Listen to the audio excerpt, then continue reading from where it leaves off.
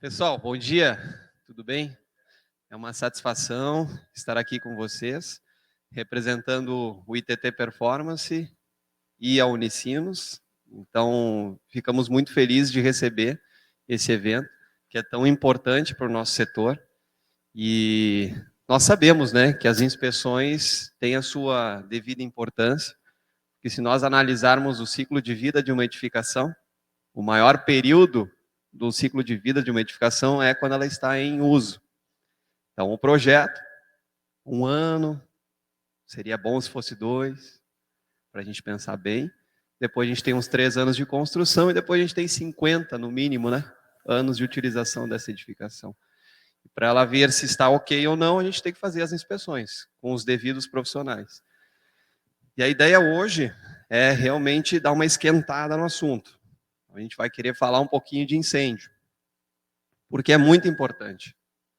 Nós tivemos alguns ocorridos, tanto no nosso estado, mas no país, que geram muitas discussões até hoje.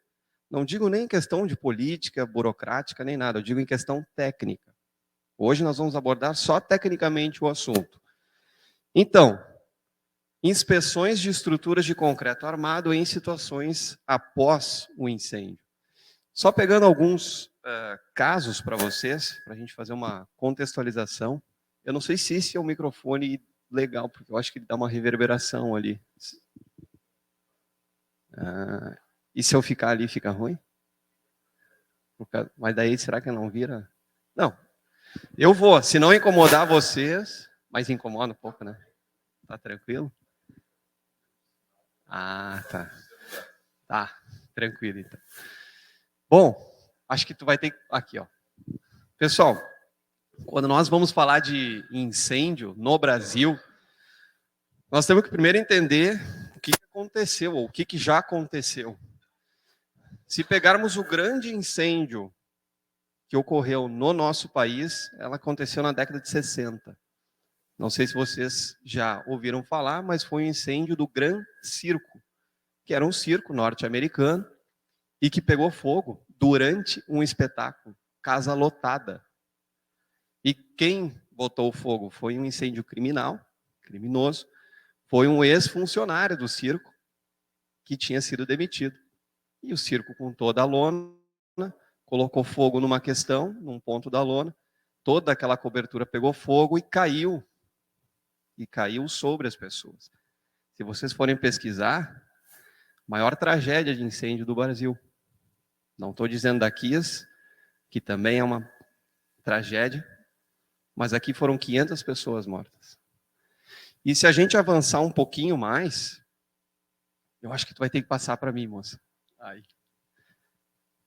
Bom, se a gente avançar um pouquinho mais, nós temos um outro incêndio que é muito característico, que é o edifício Andraus. Vocês já ouviram falar no edifício Andraus? 1972. Então, também tivemos um incêndio de grandes proporções.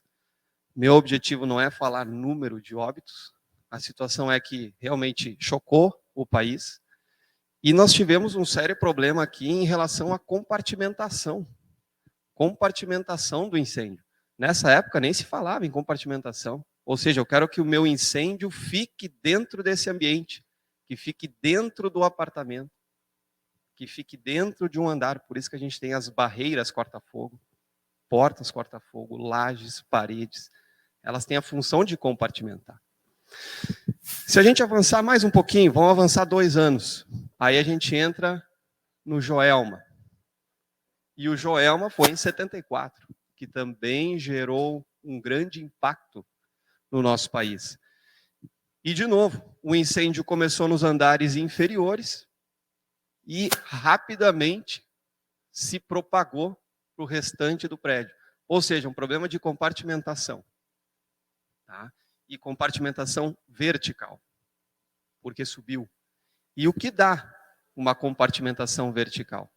Basicamente é a nossa laje e uma distância que a gente vai ter que ter entre o peitoril, né, da janela, para ela não criar a língua de fogo, que em inglês a gente chama de leapfrog, né? Então, a língua do sapo. Imagina que pega fogo nesse apartamento e esse incêndio, esse calor sobe e pode pegar o apartamento de cima, então é nem pela laje, é por fora. Bom, avançando um pouquinho mais, vamos lá, 2018. O edifício Andraus e o Joelma eram em concreto armado. Esse cara aqui, o Wilton Paes de Almeida, vocês já ouviram falar nele? Vocês lembram que saiu no Fantástico? Que é um edifício que em 80 minutos ele caiu. 80 minutos. E ele era em concreto armado. E assim, se divulgou tanta besteira na mídia sobre estruturas de concreto em situação de incêndio, que o setor técnico ficou assim, bem apavorado. E a gente começou a fazer vários eventos relacionando a segurança contra incêndio das estruturas de concreto. Porque não é normal um prédio de concreto armado cair com 80 minutos. Prédio de concreto armado aguenta muito no fogo. Ele aguenta mais do que aço, mais do que madeira. E madeira aguenta mais no incêndio do que o aço.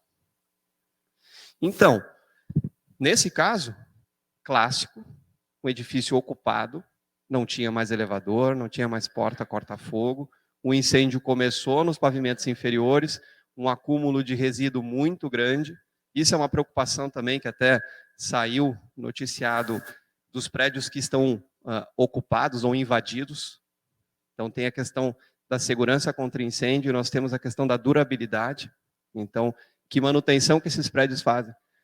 Se os prédios que a gente mora, que tem condomínio, que a gente paga o condomínio, a gente não tem o costume de fazer manutenção, imagina esses prédios que estão no centro, desocupados, e pessoas morando.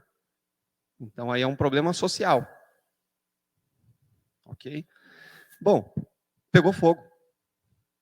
Algumas pessoas acabaram perdendo a vida, rapidamente a edificação caiu. Então a gente quer tentar entender por que ela vai cair. Se ela não cair, o que eu faço? Vamos dar uma avançadinha. Esse caso aqui, bem pertinho da gente, então o prédio da Secretaria de Segurança Pública do Estado.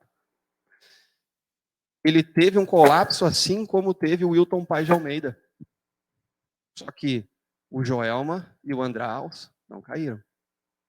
Também eram em concreto armado. E também eram daquela época, da década de 60, 70. Basicamente a mesma idade. Por que um cai e o outro não cai? Será que é o tipo de concreto que eu uso? Será que é o tipo de aço que eu uso? A gente vai ver que não tem muito a ver. É muito imprevisível. E foi um colapso parcial aqui.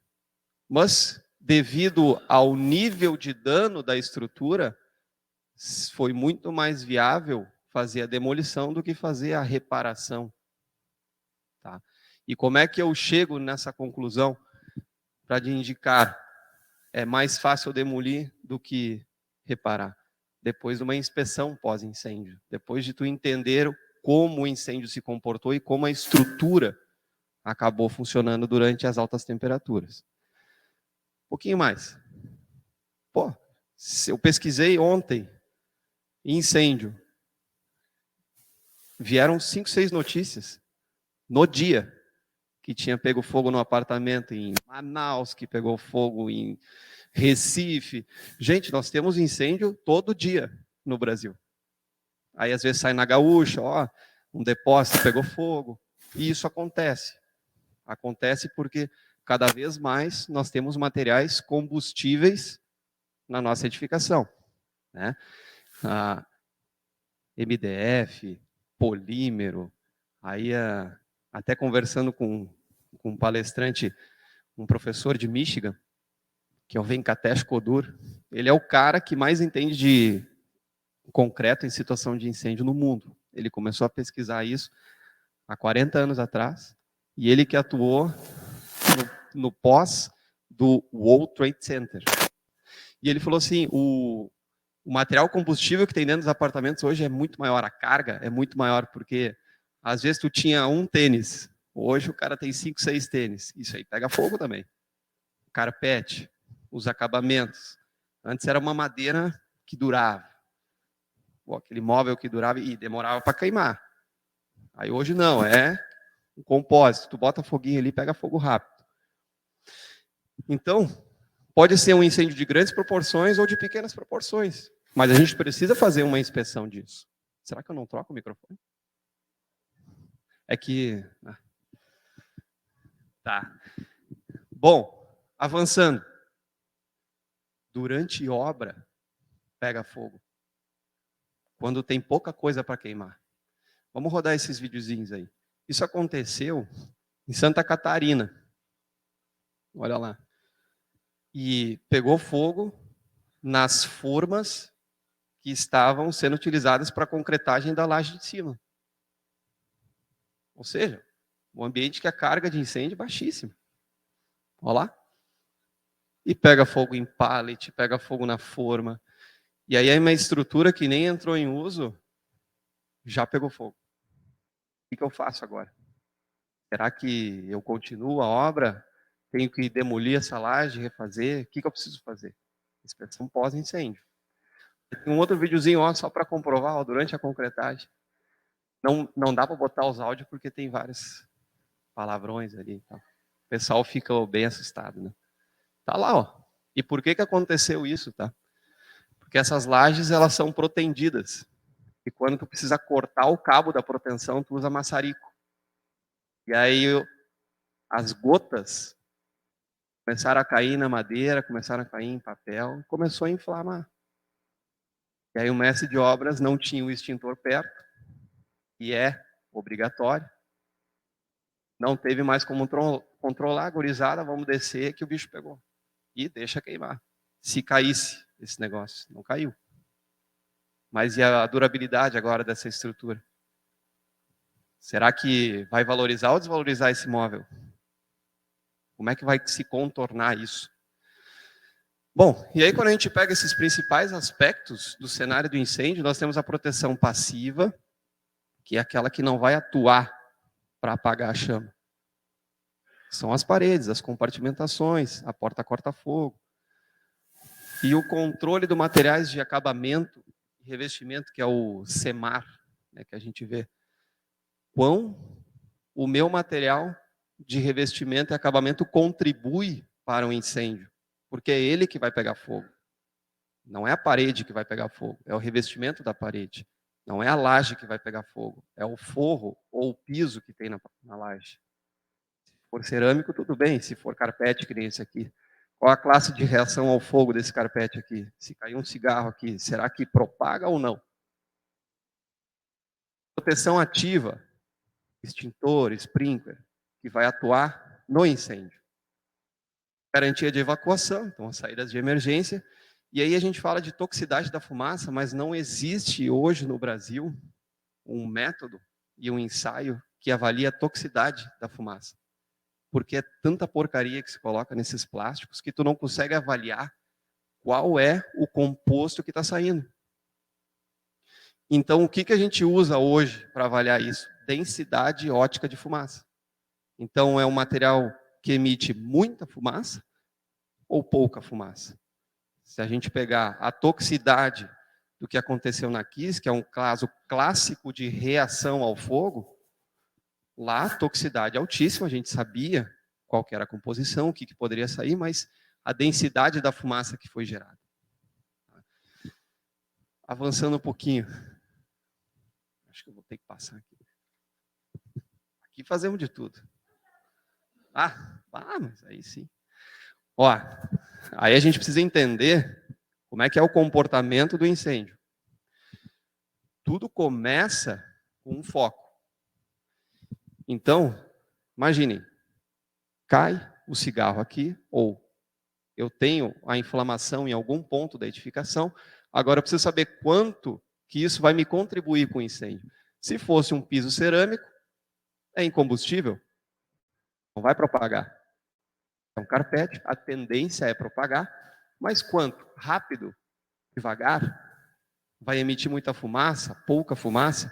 E aí, pessoal, a gente começa a ter um aumento da temperatura, porque os materiais que estão dentro desse ambiente vão começar a pegar fogo. e são os materiais combustíveis. A partir do momento que eu atinjo 650 graus, tudo nessa sala vai pegar fogo. Porque a cadeira que está lá no final, se ela estiver exposta a 650 graus, ela vai começar a ignizar. Eu não preciso ter chama para ignizar. Isso é radiação. Eu não preciso ter o foco do incêndio lá. Se vocês pegarem algumas imagens do Wilton Paes de Almeida, que é aquele prédio em São Paulo que caiu, começou a pegar fogo numa igreja do lado, que não tinha chama, tinha calor. E por isso que a gente fala de afastamento das edificações. Porque se uma pegar fogo, a tendência é eu diminuir essa influência por causa da radiação. E a partir do momento que eu tenho o ambiente a 650 graus, fuja. E aí é flash over. Aí a gente está falando de resistência ao fogo, porque tudo vai pegar fogo. Tu não tem como combater. Tu tem que sair e combater numa forma segura. Então, se a gente chegar nessa sala aqui com flash over, a gente vai evacuar e a gente tem um tempo para evacuar. Que aí a gente chama de tempo requerido de resistência ao fogo, que é o TRRF. E o TRRF, ele está relacionado ao uso da minha edificação, à altura, à área. E se eu precisasse, para essa sala aqui, um TRRF de 1 hora, eu tenho que projetar essa estrutura e essas compartimentações para que atendam 1 hora. Por quê? Porque os bombeiros vão ter que entrar, vão ter que tirar algumas pessoas daqui, pode ser que a pessoa desmaie por causa da fumaça, ou entre em pânico. Precisa ter tempo para resgatar e as pessoas saírem. Então, quanto mais alta a edificação, maior tem que ser o tempo de resistência ao fogo. Tempo requerido de resistência ao fogo. E, por consequência, tem que aguentar, tem que atender. Se eu estou pedindo 1 hora, tem que atender 1 hora. Então, reação é aquela cadeia que vai fazer com que a temperatura do ambiente aumente e vai pegar fogo nos materiais combustíveis. E a partir de que acontece o flashover, os meus materiais continuam queimando até ter material combustível e pode chegar a 1.000, 1.200 graus o incêndio, dependendo do material combustível que a gente tem aqui. Então, a nossa estrutura, os nossos elementos que vão garantir a compartimentação e a segurança, vão ter que aguentar 1.000, 1.200 graus por um tempo. Quanto tempo? Maior que o TRRF. E aí a gente fala de resistência ao fogo. Tranquilo? Reação e resistência? Avançamos. Aqui um vídeo clássico de quando começa o flashover. Vamos lá. Ah, não. Volta ali. Vamos ver se demora um pouquinho para rodar. Eu acho que já deve estar rodando. É uma simulação. Está rodando? Vê se não tem que dar um... Então não desceu esse vídeo. Ah, seria bem legal ter ele. Tá no YouTube. Vamos tentar botar ali. Vê se assim não roda? Ah, sim roda. Tá. Olha lá. Ah, ele deu uma travadinha. Qual que é a ideia, tá? Nós vamos ter... Pode pausar um pouquinho? Nós vamos ter o seguinte. Uma árvore de Natal, todo mundo feliz, dá um curto. Quanto tempo demora para esse ambiente inteiro pegar fogo? Então, com 3 segundos, olha como é que já está as chamas. Ó, e o calor desse ambiente começa a aumentar. A temperatura do ambiente começa a aumentar. E aí vocês vão ver que existem materiais, tipo esse abajur, que já está se contorcendo todo. Com 18 segundos, já estou a 650 graus nesse ambiente, porque está começando a pegar fogo nesse abajur aqui, ó, que ele nem está exposto à chama, agora ele está. Com 27 segundos, eu já tenho o flashover do meu ambiente. 27 segundos. E se o cara está tirando uma soneca ali, vai dar o calorão, ele tem que conseguir fugir. Então, por que foi tão rápido? Materiais de acabamento e revestimento com uma classe de reação ao fogo muito ruim. Emissão rápida de fumaça e taxa de queima muito rápida. Por isso que a gente tem classe de reação ao fogo de materiais 2A, 2B, 3A, 3B. Estão lembrados disso? Tem nas instruções técnicas do Corpo de Bombeiros, né? Ficou entendido rapidinho o que é o flashover? Cara, é muito rápido. Depende dos materiais que tu tem. Bom, reação ao fogo. Então, um caso clássico de problema de reação ao fogo foi a Boate Kiss. Só para vocês terem uma ideia, depois que o pessoal acessou a boate, tinha aquelas mesinhas de camarote e tinha garrafinha de água que não derreteu. Aqui, ó, a 1,5 metro de altura. E é plástico. Então, naquela altura, não passou de 80 graus. Qual foi o problema? Fumaça. Consumo alto de oxigênio. E o pessoal não conseguiu evacuar, além de todos os outros problemas. Caso clássico de problema de reação ao fogo. Escutem com bons ouvidos. Se limpasse, no outro dia, a boate, dava para utilizar de novo a edificação. Porque não teve problema na edificação. Então não teve problema de resistência ao fogo. O problema de resistência ao fogo é esse vídeo do lado aqui, ó, que é um incêndio que está acontecendo. Isso aconteceu na Índia, em 2018. Eu acho que daí tu vai ter que talvez sair, então, de novo. Olha lá. Pegando fogo, o pessoal está combatendo o incêndio e colapsa a edificação inteira. Vocês conseguem ver que já tem alguns elementos caindo e de maneira repentina a edificação cai. Ó. Então começa a sobrecarregar alguns elementos sofrem danos, porque nós estamos falando de 800 graus, 600 graus, 700 graus. E a gente precisa saber como é que eu dimensiono esse negócio. Né? Eu vou fazer uma edificação à prova de incêndio, então tá, tenho que projetar para isso. Entendido?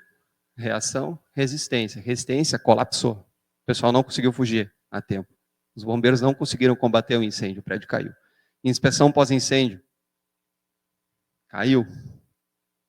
Por que caiu? Daí a gente tem que olhar tipo CSI, né? Olhar a forma de ruptura por vídeos, quais são os elementos que romperam, para tentar chegar em alguma conclusão. Essa é a norma que está referida e faz uma referência, né? As instruções técnicas do Corpo de Bombeiros fazem referência a essa norma, 14.432, que ela indica qual é o tempo requerido de resistência ao fogo dos meus sistemas, dependendo da altura, do uso. Então é daqui que sai o TRRF. Daqui que sai as 2 horas, daqui que sai a 1 hora, daqui que sai no mínimo meia hora. Uma edificação tem que atender no mínimo meia hora de resistência ao fogo. Aí a gente vai para as estruturas.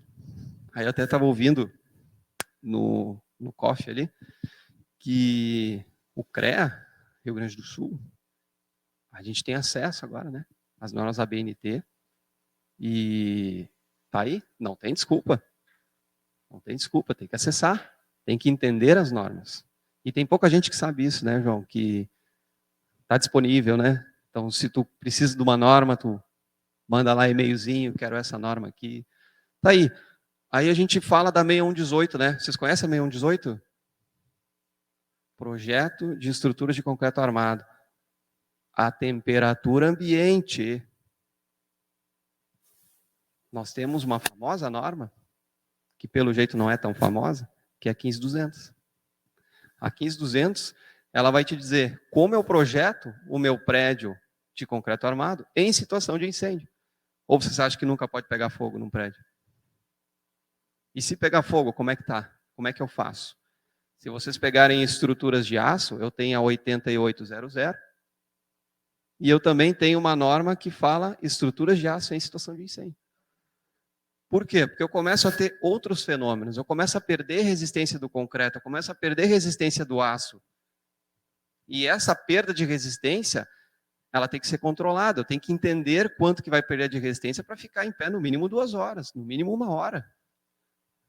Que é o tempo de resistência ao fogo. 2012. Essa norma está em revisão, vai entrar provavelmente até o fim desse ano a revisão para 2023 ou 2024. Mas a primeira versão, se eu não me engano, é de 2008. Aí a gente fala da 6118, se preocupa só na 6118. E se esse prédio pegar fogo? Bom, avançando um pouquinho.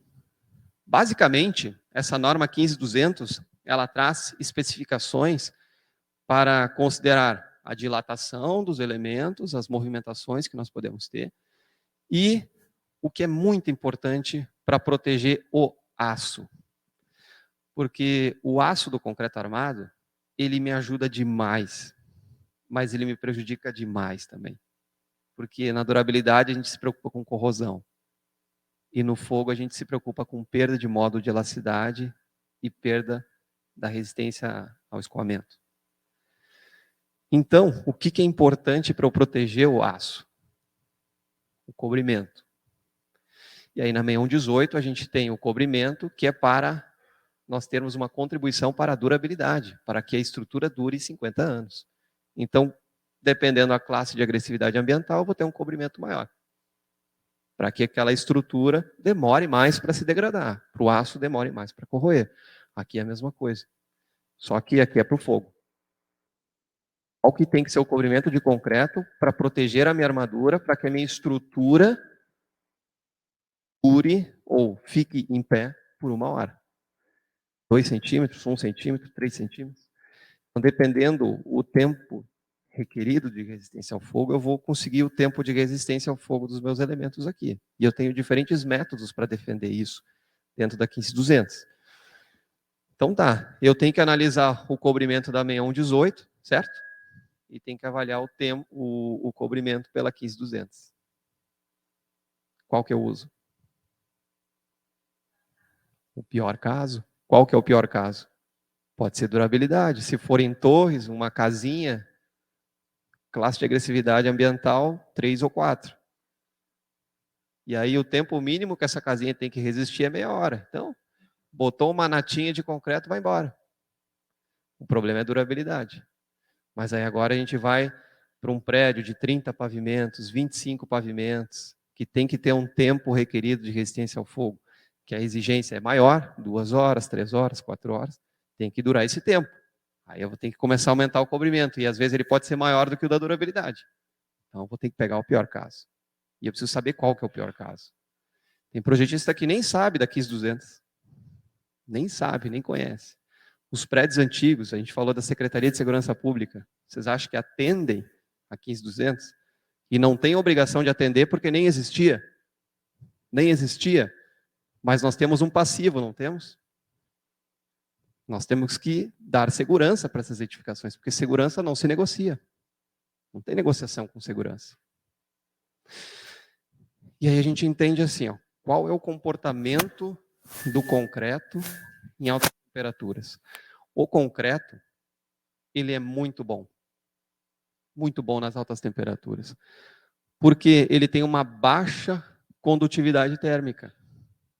Então, se eu esquentar uma parede de 10 centímetros, olha, ela vai demorar bastante tempo para conseguir a mesma temperatura da outra face e chegar na outra. Por quê? Condutividade. Já o aço, condutividade muito alta. Se eu esquentar uma barra lá no final do auditório e segurar aqui, daqui a pouquinho vai esquentar a minha mão.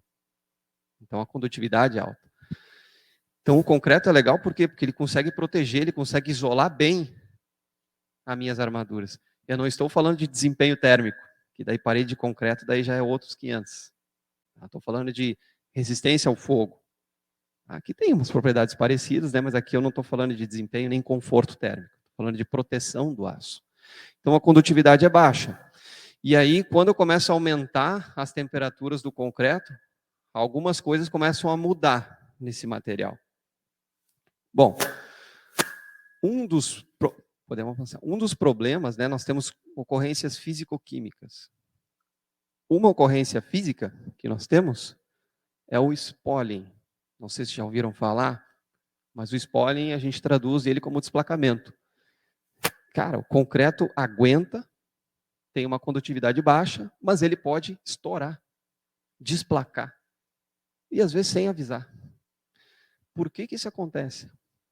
Basicamente, por 1001 fatores, que até hoje a gente não tem uma certeza, porque depende de cada caso. Mas a gente pode resumir em dois principais. Dilatação.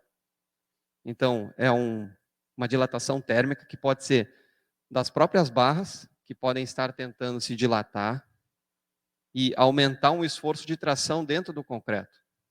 E a própria dilatação do concreto. Um lado do concreto vai estar 800 graus e para dentro talvez vai estar 200, 300 graus. Então, eu tenho um gradiente térmico muito alto.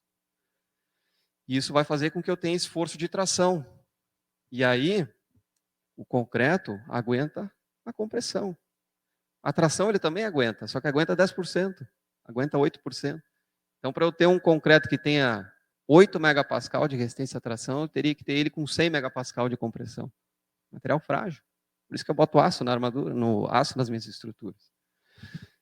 Aí tem um outro fenômeno, que é a umidade inerente do concreto. A gente acha que o concreto perde a umidade, que seca, ele fica com uma umidade residual.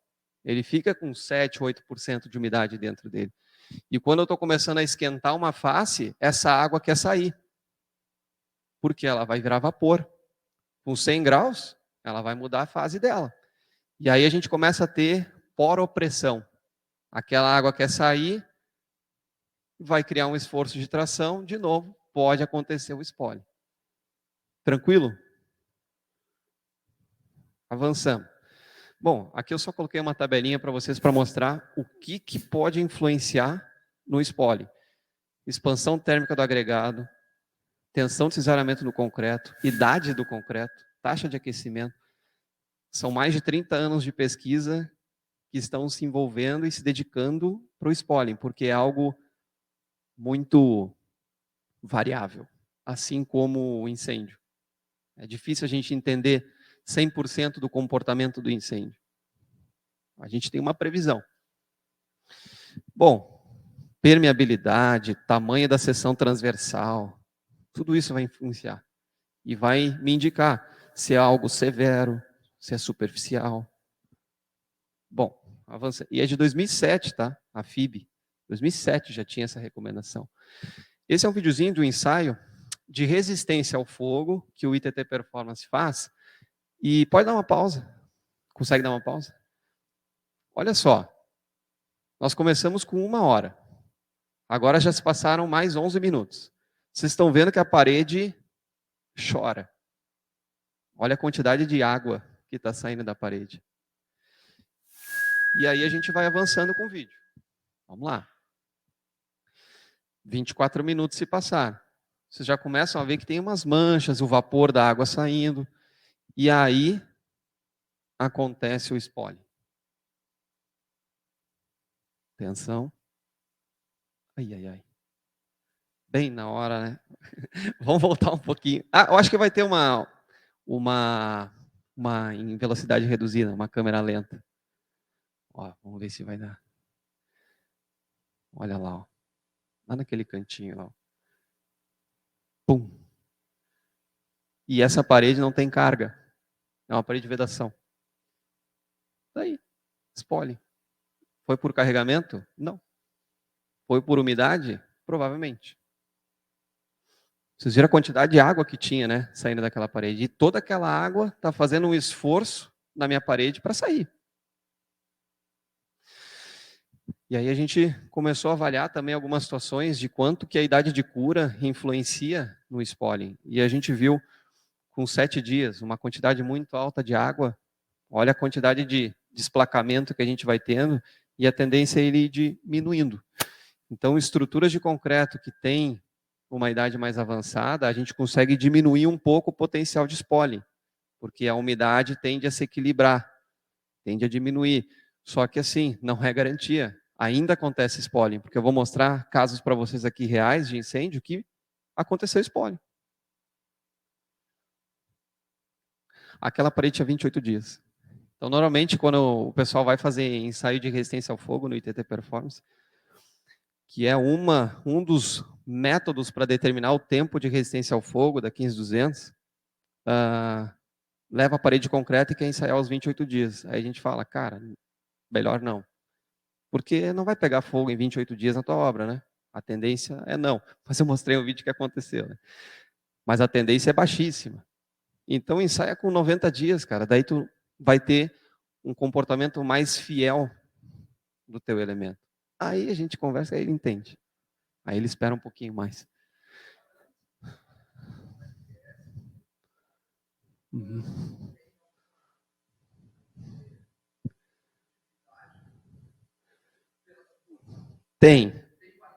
Tem, tem validade, porque esses métodos já foram calibrados. Ah, a pergunta. Bom, o colega perguntou se as simulações, né, FDS, são representativas, né, com os ensaios que a gente faz na vida real, ou que tendem a representar, né, o comportamento na vida real. Sim, porque nenhuma simulação funciona se tu não alimentar bem ela. Então, tu precisa ter os dados que sejam reais e que sejam compatíveis, né? E os resultados, a gente fez algumas validações já que representam muito bem isso. Só que, de novo, o spoiling, eu falei para vocês aqui que ele é completamente variável. Então, na simulação, ele pode te indicar um potencial de spoiling, mas talvez tu nem saiba onde vai acontecer. E entenda, se tu tiver um desplacamento, tu está desprotegendo a armadura num ponto específico. Aonde o concreto estava protegendo, agora a armadura está exposta. Então, aquele cobrimento que tu pensou em 3, 4 centímetros para o fogo, já não existe mais. E aí tu vai ter um aumento de temperatura justo naquele ponto. Tá?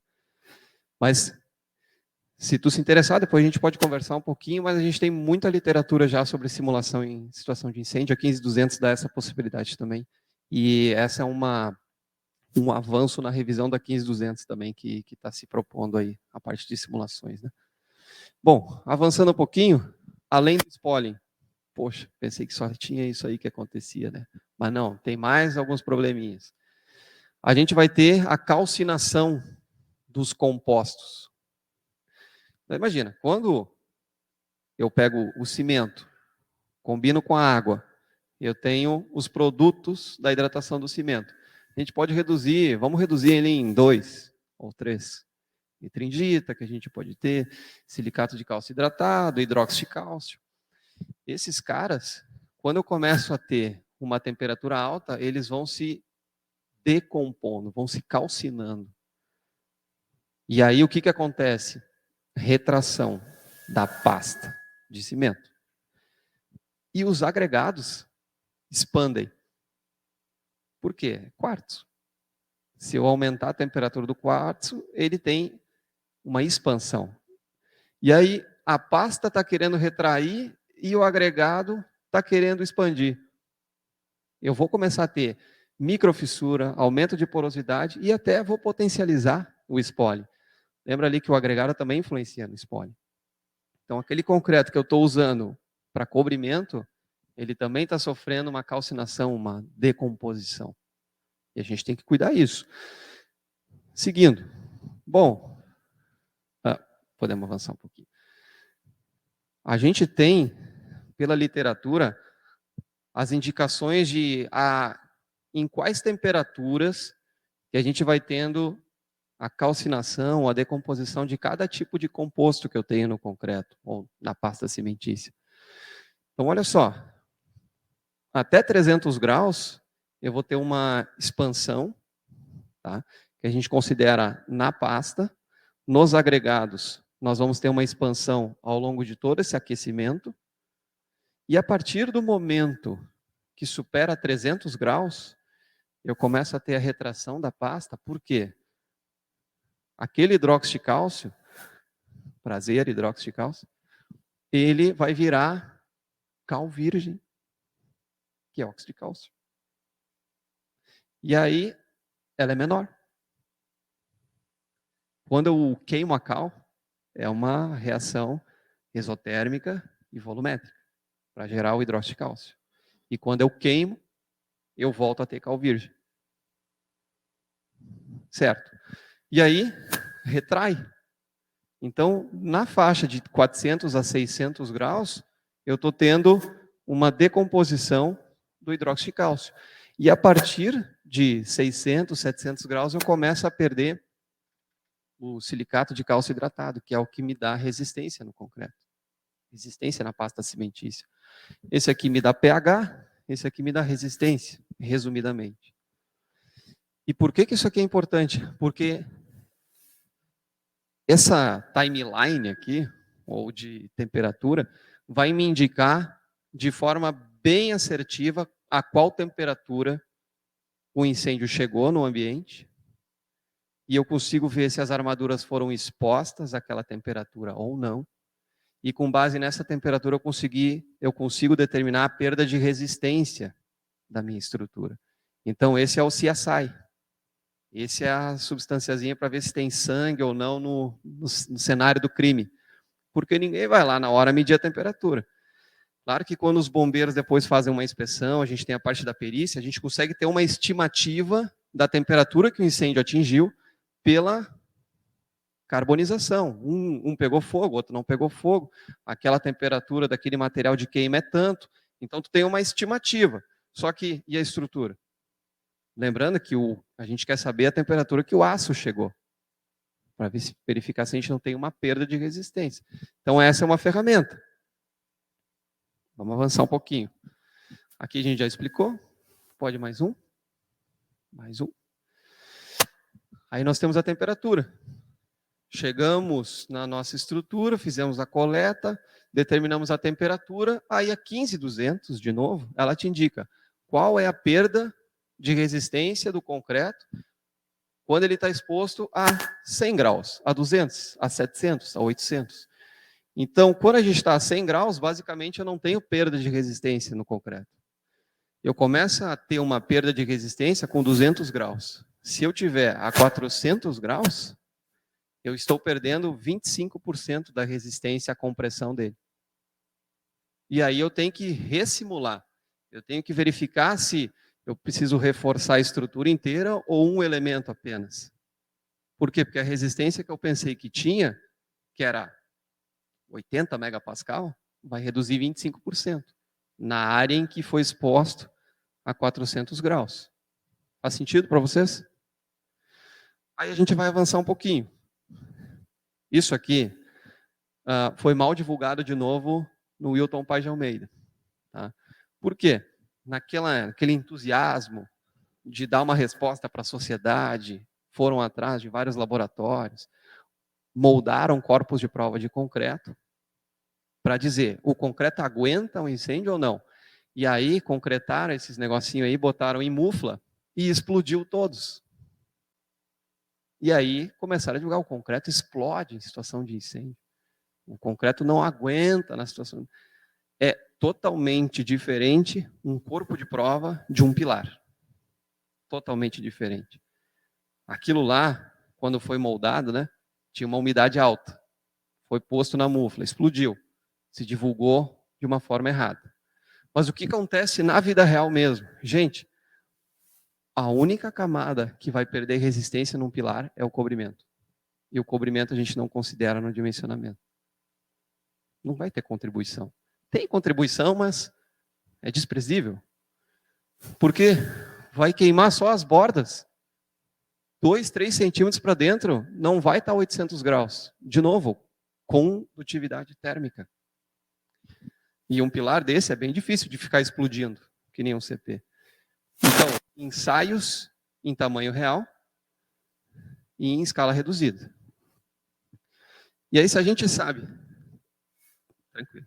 Se a gente sabe a temperatura do concreto, a temperatura que chegou no incêndio, a gente consegue também verificar qual temperatura que chegou no aço e a perda de resistência do aço. Com até 400 graus, a gente não vai ter uma perda do aço. De novo, isso aqui é da 15.200. Se eu tenho o meu aço exposto a 600 graus, eu já perdi 55% da resistência ao escoamento dele. Então, aqueles 500 megapascal que eu estava pensando, agora ele vai ter 250, 240. E vai ficar bem abaixo do FYD. E tu divide por 1.15. Agora tu teria que dividir por 1.65. Né?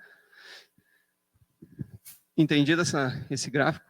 Então, vocês podem ver que a partir de 400 graus o aço cai a sua resistência ao escoamento de forma bem agressiva. Ok.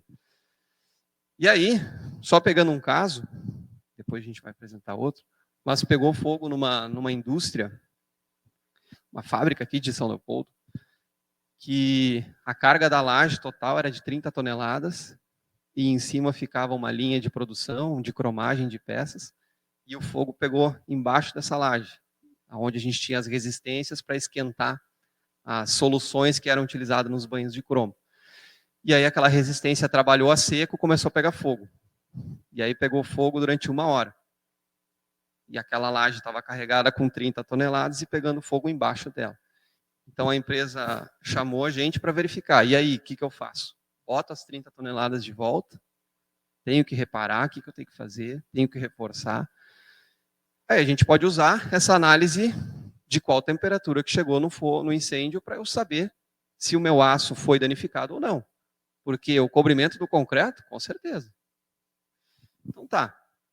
Fizemos a extração, ó, esse pode avançar. Esse é o cenário. Então um cenário de incêndio, ele é pesado. E parece que tem que jogar tudo fora. Mas na verdade é muita sujeira, muita confusão. Então a gente foi lá, extraiu em pontos estratégicos um pozinho, esse concreto, para verificar qual que foi a resistência, qual foi a temperatura que chegou o incêndio. E a gente extraiu, podemos avançar um pouquinho, a gente extraiu até 4 centímetros. Para quê? Tinha 2,5 de cobrimento, a gente queria ver qual foi a temperatura que se avançou para dentro do elemento. Uma laje alveolar com fios protendidos, cabo protendido. Então, nível hard assim, de análise. Então, a responsabilidade para depois recarregar. E o mais interessante, né, era uma fábrica que fornece 95% dos motores de motosserra para o mundo. Então, você imagina a urgência, né? Então, tinha que ser uma resposta bem rápida, né? Fizemos alguns ensaios químicos, FRX e DRX. Vocês não têm obrigação de saber o que é isso, mas um deles determina os elementos e os outros os compostos. Por quê? Porque daí a gente vai pegar aquela timeline lá, lembra? Que eu mostrei para vocês, que em diferentes temperaturas eu tenho uma decomposição de alguns elementos químicos. Então, o incêndio vai me deixar um rastro, e eu vou conseguir verificar qual que é a temperatura que ele chegou. Temperatura, eu não digo no ambiente, mas a temperatura que o meu elemento foi exposto. Ok. Ó, as extrações em diferentes profundidades. Como que eu faço essa extração? Com furadeira. Furadeirazinha, coleta o pó. Aí tu tem que determinar bem certinho, né, qual que é, com 10 milímetros, com 20 milímetros, com 30, com 40 milímetros. E fez-se a análise, né, em diferentes pontos. Ok? A gente teve alguns resultados que indicavam, né, a gente já esperava sílica, a gente já esperava cálcio, ferro, alumínio, que são os elementos que a gente vai ter na própria pasta de cimento. E aí a gente avança mais um pouquinho, daí a gente tem os resultados dos compostos químicos, que é o DRX. Com base nisso, a gente verificou que até 10 milímetros a gente não tinha portlandita. Puxa vida, o que é isso aí, né? Portlandita. Isso é o hidróxido de cálcio. O que a gente viu ali que até 400, 550 graus, a gente tinha a decomposição do hidróxido de cálcio. Então, nos primeiros 1 centímetro, a gente não encontrou hidróxido de cálcio, então provavelmente ele foi consumido. Então, aquele incêndio provavelmente chegou a 750 graus, o meu elemento exposto. Aí a gente foi mais 1 centímetro para dentro, 2. A portlandita voltou. Está lá. Ou seja, se ela está lá, não chegou a 400 graus. E aí a gente foi para 3 centímetros. Estava lá igual. Para 4 centímetros. Estava tudo lá. Então, provavelmente, a minha armadura nem foi exposta É uma situação maior do que 400 graus. Avançamos. Bom, aí a gente fez um comparativo, a gente viu que esse valor de 40% está errado, tá? É 0%. Porque com 400 graus o aço não perde resistência. Só fazendo uma correção. Então, o que eu perdi de propriedades na minha laje alveolar com 30 toneladas? Só 1 centímetro do cobrimento. Vocês viram o apavoro que estava aquele local. O pessoal estava assim, ó, o que nós vamos fazer? Nós vamos ter que desmontar tudo, refazer a laje? Não. Vocês perderam 1 centímetro, nós vamos ter que repor esse 1 centímetro, e o aço de vocês nem sentiu. Ele nem sabia que tinha pegado fogo. Nem chegou a temperatura lá. Estava tranquilo. Deu uma esquentada. Avançando um pouquinho mais. E aí, quais foram as terapias indicadas, né? Reposicionar, né, ou repor aquela camada de cobrimento, porque daí a gente, de novo, pode pegar fogo de novo aquele negócio, né? Então, protege mais uma vez. E tem a questão da durabilidade. A gente deveria fazer uma realcalinização, então é repor a alcalinidade para o elemento, para proteger mais as armaduras. E um endurecedor de superfície, que é muitas vezes utilizada em piso, né, para aumentar a resistência à abrasão. Então, basicamente, ele é silicato de cálcio, que vai me dar CSH. Bom, segundo caso. Tenho 5 minutos ainda? Segundo caso. Pegou fogo num prédio público, 6º andar. Aí chamaram a gente para dar uma olhadinha lá. E aí, o que eu faço? Aí é outro cenário. Aí é um prédio comercial. Bom, avançando. Eu acho que foi em 2018. Pode avançar. Pegou fogo na ala leste, então o pavimento inteiro ficou danificado, mas a área onde teve o foco e aonde a gente teve maior incidência do incêndio foi na ala leste. E aí eu vou mostrar algumas fotinhas para vocês que a gente foi no dia seguinte. Ou seja, a gente também se arrisca, né? Eu não tinha o laudo dizendo se estava assim, ó, ia ficar em pé ou não. Nós temos que ir, alguém tem que abrir o caminho, né? Então tá, olha o que a gente encontrou. É isso aí. Um monte de desastre, revestimento caído, mais uma, spoiling, olha lá.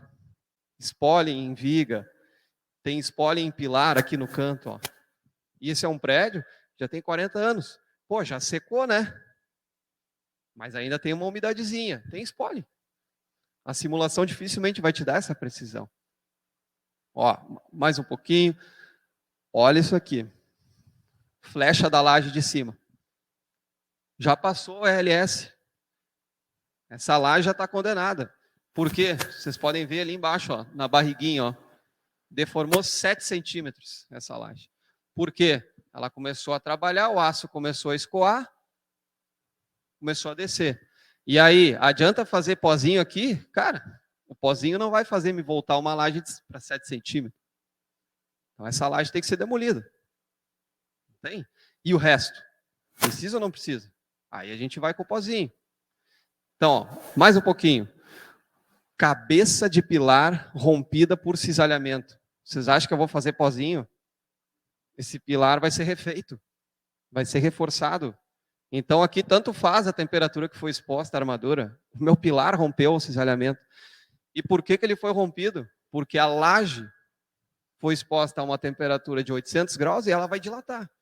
Daí eu começo a ter um esforço secundário, porque o meu pilar está travando e a minha laje está querendo abrir. Aí eu tenho uma carga horizontal no meu pilar. Aí rompe a cabeça. Perdeu completamente a função estrutural. Então vocês podem ver, ó, outros spoilings. E aí qual foi os agregados seixo rolado ainda daquela época? Ó, já tinha a barra corrugada. Bom, limpa, escora tudo. Escora tudo.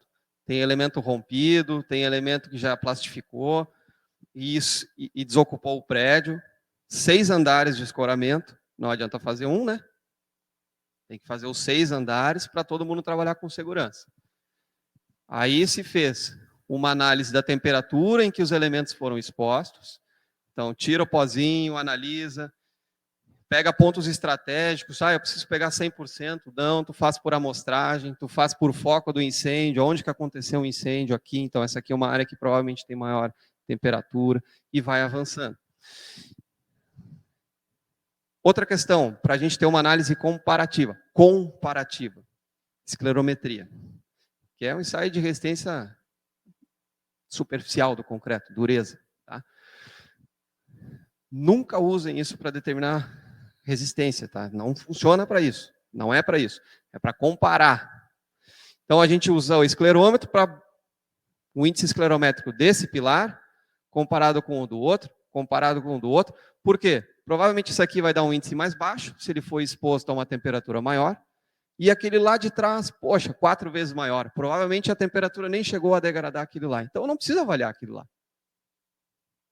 Lembra que eu falei da decomposição do concreto? Então acaba perdendo resistência? O esclerômetro vai me dizer isso. É o martelo de Schmidt que a gente fala, né? Então ele é um ensaio comparativo. Para conseguir me ajudar a dizer, eu vou analisar aqui, meu campo vai até tal região. Certo. Fizemos algumas extrações de testemunho. Para quê?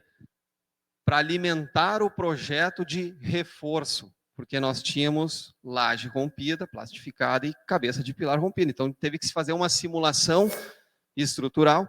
E quem fez essa simulação? O palestrante que vem à 1h30, o Diego Schneider. Então vocês podem pedir os dados desse estudo aqui.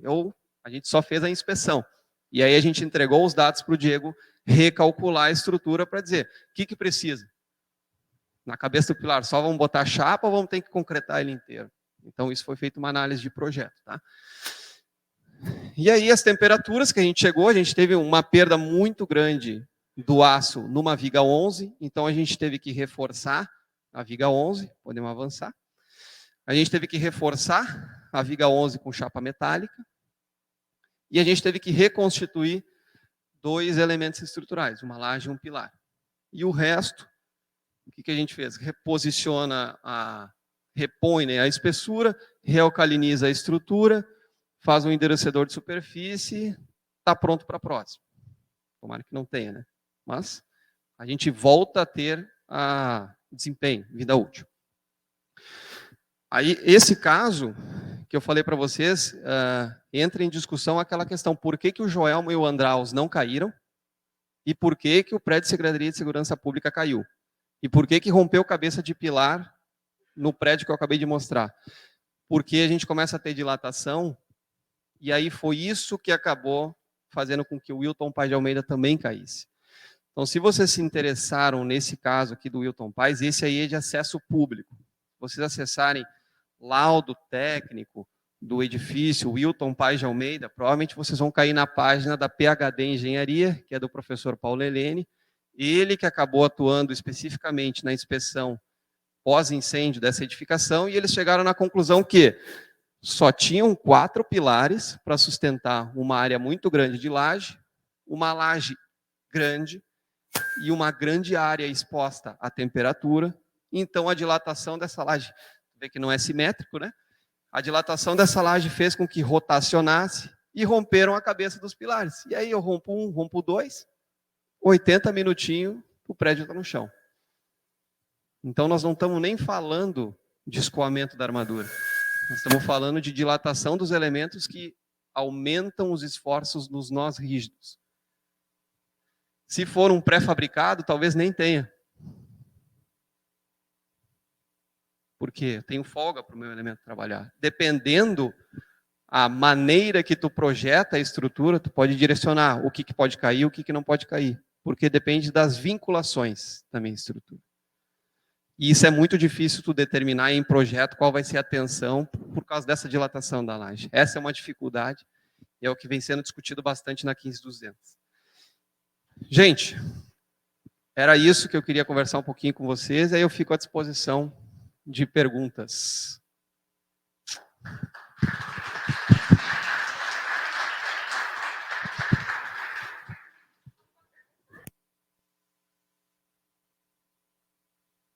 Perguntas? É isso? Que agora é meio-dia, né?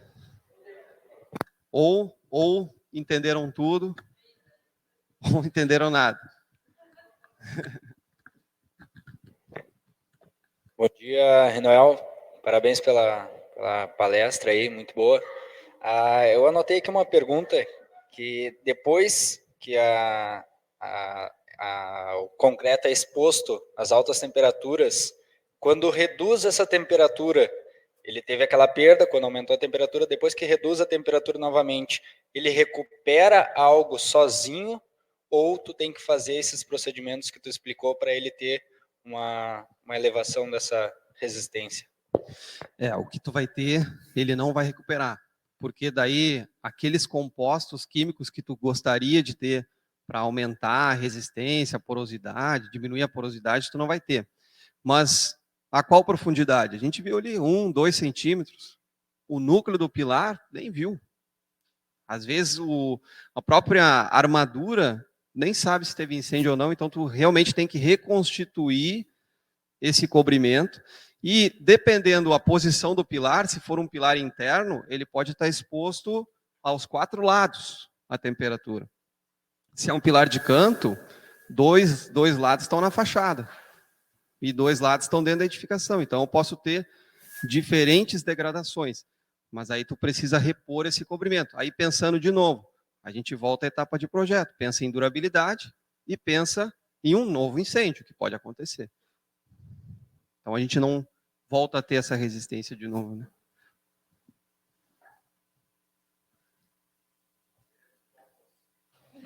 O pessoal tá. É que a concorrência é forte, né? Muito bem, essa foi a palestra Inspeção de Estruturas de Concreto Armado em Situações após Incêndio, com o engenheiro civil e responsável técnico do ITT Performance da Unicinos, Inoel Zamiz.